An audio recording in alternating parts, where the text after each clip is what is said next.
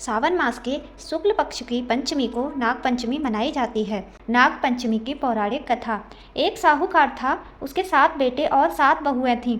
सातों बहुएं जोहर से मिट्टी लेने गईं। वहां मिट्टी में से एक सांप निकला। फिर सारी दौरानी जिठानी सांप को मारने लगी तो छोटी बहू ने सांप को मारने नहीं दिया।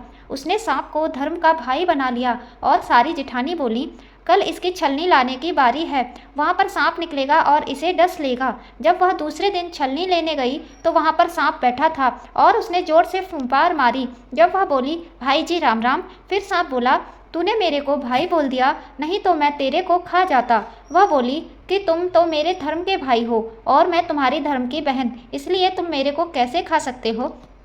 जब वह घर आई तो उसे देखकर जिठानी बोली कि इसे तो सांप देवता ने नहीं खाया। वहाँ से भी वापस आ गई। थोड़ी देर बाद सांप धर्म का भाई बनकर उसको लेने आ गया और बोला कि मेरी बहन को भेज दो। तब जिठानियाँ बोली, लो आ गया इसका भाई इसे लेने। तब जिठानी बोली, हमारा तो पीहर भी है तब भी कोई लेने नहीं आया, और इसका पीहर नहीं है तब भी इसका भाई लेने आ गया।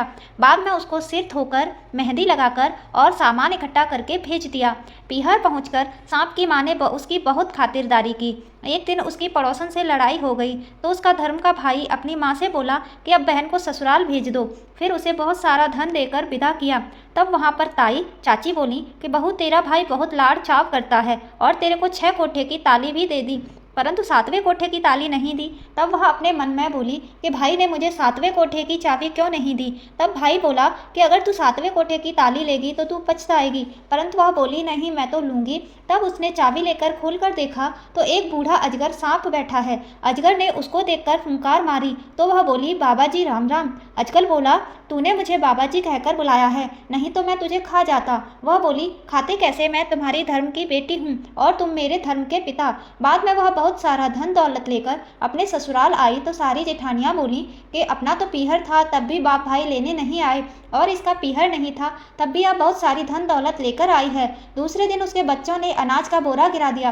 तब उसकी ताई बोली कि तेरा तो नाना मामा है, उसे सुनता होगा तो वह सोने चांदी की अनाज की बोरी मंगवा कर दे जाए। तब दोनों बच्चों ने अपनी माँ के पास जाकर कहा तो सांप ने सुन लिया, और उनकी बात सुनकर सांप ने अपनी माँ से जाकर कहा, माँ बहन को तो जिठानी ताने मारती हैं, इसलिए मैं उसे सोने चांदी की बोरी देकर आऊँगा। तब सांप उसे 2 सोने की और 2 चांदी की बोरी देकर चला गया।